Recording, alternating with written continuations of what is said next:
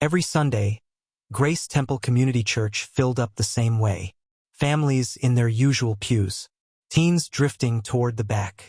Ushers are handing out bulletins with practiced smiles. And at the far left aisle, in row 5, sat the one person everyone knew they could count on. Miss Carol. She organized the food pantry. She ran the nursery schedule. She sent thinking of you cards to people who hadn't stepped inside the church in years. If you were sick, she showed up with soup. If you were broke, she found a way to get your light bill paid. If you were new, she hugged you before you had a chance to feel out of place. So when the police showed up during Wednesday night Bible study and asked for Carol Gaines by name, people assumed it was a mistake. When they walked her out in handcuffs, the sanctuary went silent. When the detective later said, "We don't believe that's her real name," the silence turned into something else. Fear. This is the story of the church lady who wasn't who she claimed to be. You're watching Enter the Crime. Grace Temple sat on the edge of a mid-sized American town. Strip malls in one direction, farmland in the other. People came and went over the years, but Miss Carol was constant. She'd started attending about 5 years before the arrest. No dramatic walk-down-the-aisle testimony. No big speech. She slipped in quietly one Sunday, sat near the back, and was there again the next week. Gradually, she moved closer to the front, closer to the center of things. She was in her late 50s, maybe early 60s, no one was sure. Soft gray hair pulled back neatly. Modest dresses, sensible shoes, and a cross pendant were always around her neck. When the pastor mentioned an outreach idea, she'd already drafted a plan. When the youth director needed extra hands, she was just happy to help. When someone lost a relative, she was already calling the funeral home to coordinate meals. The church directory listed her as Gaines, Carol widow, retired, loves serving others and baking pies. Address: a small rental house a few blocks from the church.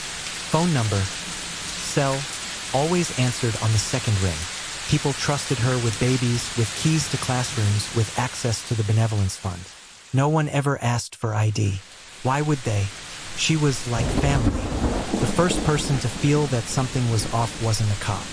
It was Ashley Moore, 27, the church secretary. Ashley was the one who handled paperwork, tithing envelopes, receipts, and background checks for volunteers who worked with minors. One Tuesday, she sat down to submit routine checks for several volunteers helping with Vacation Bible School. She had 2 college students. A new dad is joining the security rotation. And finally, Miss Carol, who'd be helping in the younger kids class. The form required full legal name, date of birth, social security number, address history for the past 7 years.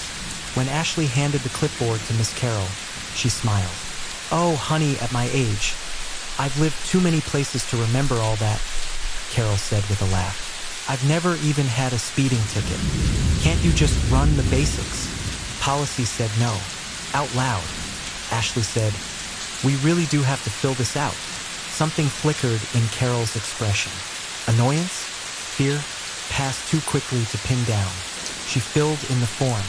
Name Carol and Gaines. DOB, May 3rd, 1963. SSN, a 9-digit number, written carefully. Previous addresses, 2 in-state, 1 out of another. Ashley submitted the request through their third-party background check system. By Friday, she had 3 clear reports and 1 error message. No record found. SSN does not match name or DOB. Ashley double-checked the number. It matched the form. She called the company.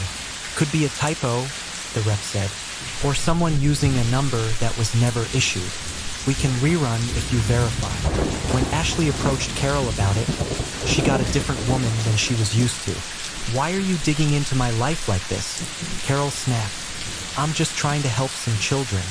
I thought this was a church, not the government." Her voice was calm, but her eyes were hard. Ashley backed off out loud. Inside, she made a note. Later that day, she quietly mentioned it to Pastor Reed Haskins. He frowned. "She's been with us for years," he said. "We shouldn't embarrass her over a paperwork glitch." The report was filed away. The system code, no record found. was not. The second red flag landed months later. Grace Temple had a benevolence fund, small but steady. Members could give above their normal tithes to help church families in crisis. Rent, grocery cards, electric bills. Miss Carroll was the unofficial face of that ministry. Technically, the finance committee had oversight, but practically, she was often the one delivering envelopes. "It's easier if they don't have to ask," she'd say. "We just show up and bless them." Nobody argued. At year's end, the treasurer, Doug Nance, did his normal reconciliation.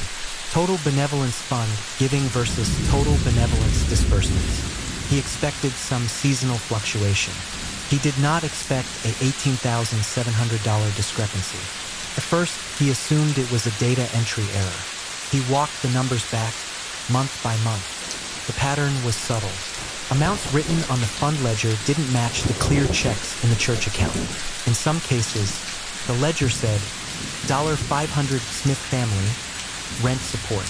The bank showed check number 2142 cashed, endorsed by C. Gaines. It was like that over and over. Small amounts, spread out, never enough to crash the account, but together a quiet leak. Doug brought it to the pastor. "We need to talk to her," Doug said. "There's either a mistake or something worse." Pastor Reed was reluctant. "She's done so much good," he said. "Are you sure there's no explanation?" There might have been, but they never got the chance to hear it from her first. Because before they confronted Miss Carroll, someone else came looking. Not for benevolence, for fingerprints. For 100 miles away, in another state, Detective Lena Bishop sat at her desk, staring at a photo. It showed a woman in her late 50s, smiling at a community event. Gray hair, modest dress, cross necklace. In the caption from a small-town newspaper, she was identified as Linda Carver, Director of Outreach at New Hope Fellowship. The article was 6 years old. 3 years after it was published, New Hope's outreach director disappeared overnight. Congregants said she had organized their food pantry, coordinated visits to the sick, managed a small benevolence fund. When bank records started showing irregular transfers and checks cashed under her endorsement, they went to the police. By then, she was gone. No forwarding address, no forwarding number, house cleaned out, car sold. Her social security number, when checked, turned out to be fraudulent, never officially issued. Her driver's license was suspended after an investigation showed it had been obtained under false documents. Food pantry donors never saw their money again. The case sat open technically but cold, until Bishop, working on another matter, ran a pattern search on church-based financial crimes involving female volunteers in the 50-plus age bracket. The New Hope case flagged, so did another. And when she laid their photos side by side and began running face recognition checks on church websites, something clicked. There she was again. Not Linda Carver. Not under any name that the system could auto-match, but in a photo album from Grace Temple Community Church. Same face. Now labeled, "Our own Miss Carroll, serving at the food pantry." Bishop picked up the phone. Bishop contacted the local PD where Grace Temple sat. Her message was simple. You may have a long-term fraud suspect embedded in one of your churches, possibly connected to multiple identities and unreported financial thefts. The local detective assigned was Marcus Bell, mid-40s, methodical. He didn't storm the church. He went slowly. First, he pulled public records on Carol Gaines. The name appeared in the church directory, on a rental agreement for a small house, on a local library card, but not on DMV records in that state, voter registration, utility accounts beyond the current rental. Her rental application listed an out-of-state prior address. When he ran it, it came back to a vacant lot. He quietly obtained bank records for the church benevolence account with a judge's authorization, using the pattern Bishop had flagged in the New Hope case. The parallel was alarming.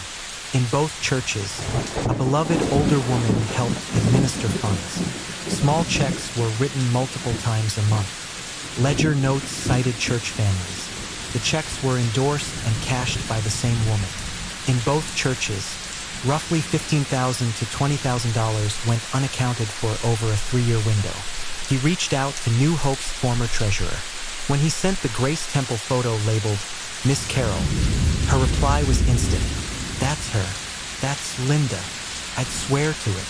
Now he had faced 2 church communities, 2 names, pattern.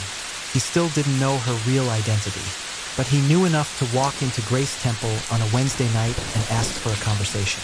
They waited until after the opening. Bishop had driven in to join Belle, given her history with the earlier case. The pastor was leading prayer when 2 plainclothes detectives stepped through the side door. Ashley saw them first from the front row and felt her stomach drop. When Belle approached Pastor Reed at the pulpit and whispered in his ear, the room went still. Miss Carroll? The pastor said slowly, turning his mic off halfway through her name, as if hoping this was a misunderstanding. Could you step into the hall with us, please? She stood up, smoothing her skirt, confusion on her face. What is this? She asked, looking around. Just some questions, Belle said. Outside, please. In the hallway, Bishop showed her the New Hope photo. Is this you? She asked. Carol blinked. That's not me, she said. I don't know those people. What about this woman? Bishop held up another photo from a 3rd church in yet another state. Same face. This time the caption read, Martha Gaines, volunteer coordinator. Looks like a lot of ladies my age, Carol said. We all look alike after a while. Belle handed her a card. Your social security number doesn't match your name, he said. We've got missing funds in this church and at least one other. We'd like you to come down to the station and clear this up. She smiled then, a thin, brittle thing. I don't see why I should go anywhere with you, she said. You're not under arrest right now, Belle replied.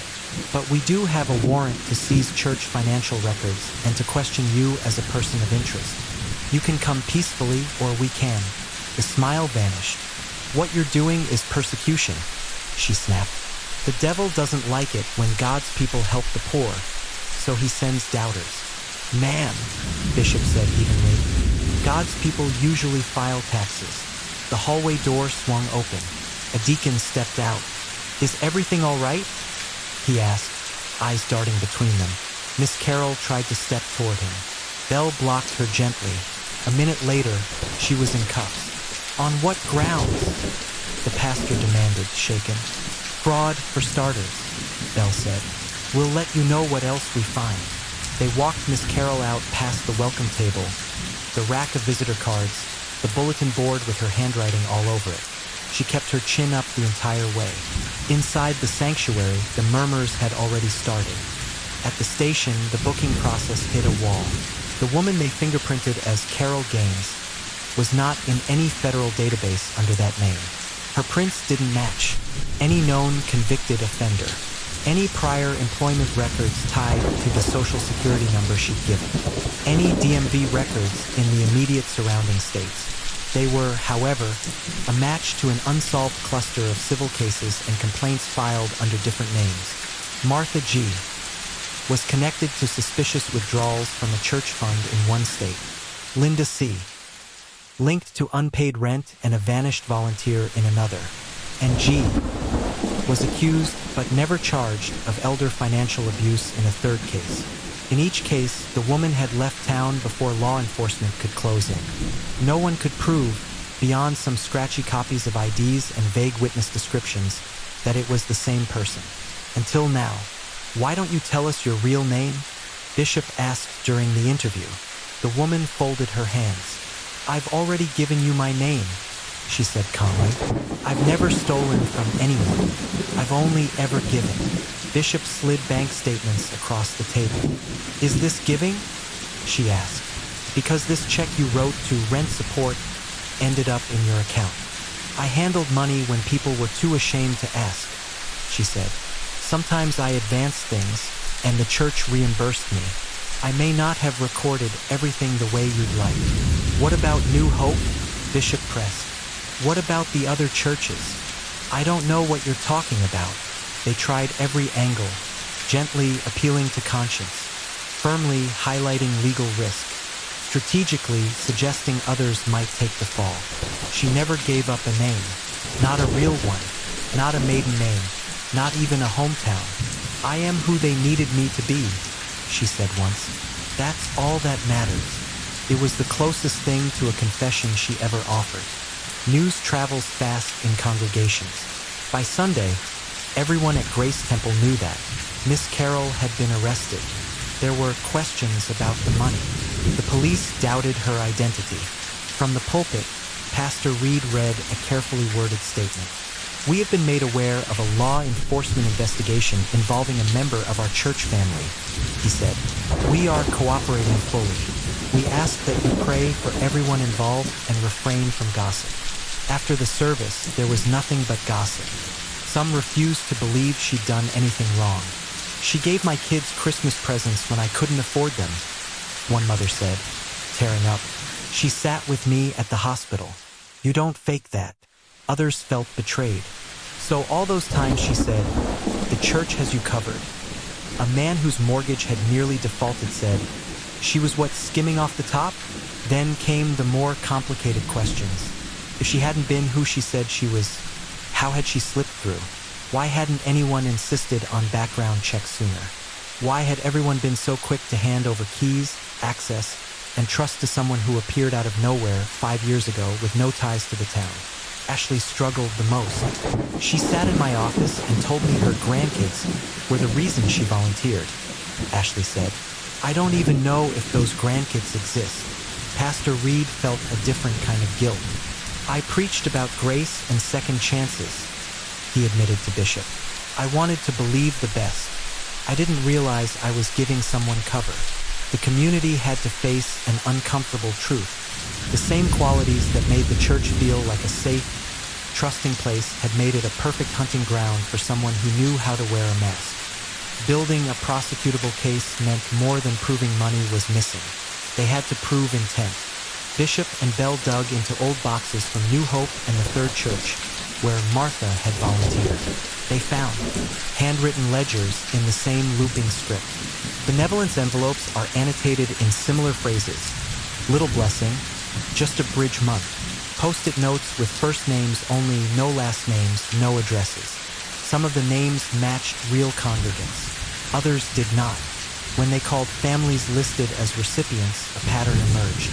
"Yes, we got help once," one family said. "It was cash. She said it was from the church." "How much?" Bishop asked. $200, the woman said. The ledger from that month listed a $600 disbursement under their name. The bank showed a $600 check cashed by L. Carver. 350 miles away, a different town, a different church. Same structure. The MO was consistent. 1. Attached to a church in need of help. 2. Become indispensable emotionally, logistically. 3. Volunteer for roles touching money and trust. 4. Inflate or invent benevolence disbursements. 5. Cash checks personally while delivering partial or no aid. 6. Leave town when scrutiny approached. The amounts were always modest per instance, but devastating over time. Enough to avoid immediate panic. Enough to keep victims ashamed and quiet. In one file, an unpaid bill notice was tucked into a Bible in the church office. A sticky note clung to it. "Ask Carol?" No one ever did.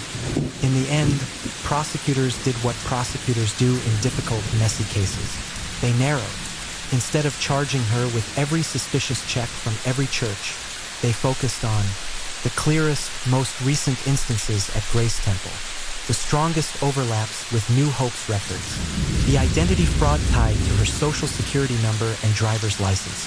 Faced with the possibility of a long sentence if convicted at trial on multiple counts of fraud and identity theft, her court-appointed attorney pushed for a deal. She refused at first. "I helped more than I hurt," she said in one meeting. "Those churches needed me. They didn't know how to run anything." Eventually, the weight of evidence wore her down. She entered an Alford plea, not admitting guilt, but acknowledging that the state had enough evidence to likely convict her. The court sentenced her to several years in prison for fraud, additional time for identity theft, restitution orders to the churches involved. Her true name still wasn't publicly confirmed. An old, sealed record from another state hinted at a different identity decades ago. A marriage, a bad debt, a small-town scandal. But for the communities she'd moved through, the legal name mattered less than the lived experience. They'd let someone into their lives, their crises, their prayer chains. And she wasn't who she said she was. Grace Temple didn't collapse, but it changed. New rules appeared. Background checks for all volunteers, no exceptions. 2 signature requirements on all benevolence checks. Clear documentation of who got help, how much, and why. The benevolence fund shrank at first. People were less eager to give. Is this going to end up in the right hands this time? One member asked. Over time, as the church communicated clearly and transparently, some trust returned. Ashley became unofficially paranoid, double-checking everything. "I'd rather look overcautious than gullible," she said. Pastor Reed started preaching more often about discernment, not as a lack of faith, but as a form of stewardship. "It's not unchristian to ask questions," he said. "It's not unloving to verify." In quieter conversations, people admitted something else. They'd liked how easy it was before. When Miss Carroll was around, they could outsource compassion. "Someone was always handling it," one member said. "We didn't have to get uncomfortable. She took that from us. We let her." The unintended lesson was brutal. Real community costs time, costs vulnerability. It cannot be fully delegated to one person, no matter how godly they seem. Years later, the story of Miss Carroll travels further than the town lines. It shows up in quiet warnings at pastors' conferences, training manuals for church treasurers, online forums where ex-members process what happened. People debate her motives. Was she a lifelong grifter who realized churches were easy marks? A woman who started by skimming just a little to cover her own desperation? Someone who believed her emotional labor and unpaid hours justified reimbursing herself off the books? No one fully knows. What's left is a trail of financial holes, broken trust, real kindnesses that painfully coexisted with real exploitation. Because the hardest part for many isn't that she stole.